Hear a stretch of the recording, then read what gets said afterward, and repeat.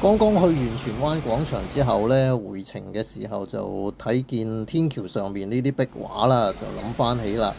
近排就有網民講話，路德圍呢就越嚟越內地化。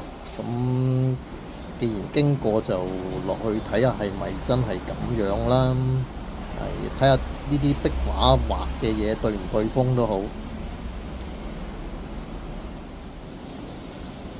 咁而家可以睇見啦，而家係下晝嘅2點零3點到啦。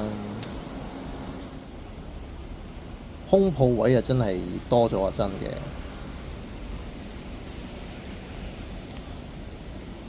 其實最主要俾人覺得內地化咗呢，就係多咗一兩間呢啲啦。呢啲新嘅鋪頭啦，咁睇下個招牌都明㗎啦。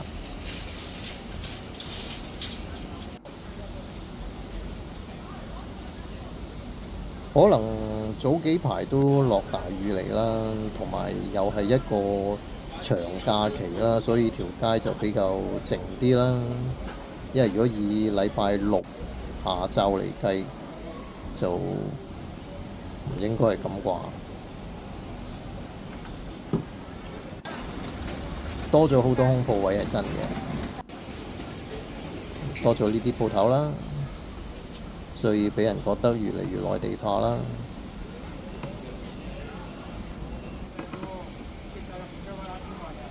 除咗食，仲有夾公仔機啊！咁啊，大家就自己去分析下啦，咁啊拍嚟俾大家睇下啦。啊，呢間幾好喎，幾出名喎呢間粥鋪。呢度又有個空鋪位，剛剛接咗嘅就呢一間係。呢間芝麻鋪呢，就成日都排晒長龍嘅，今日就比較靜少少。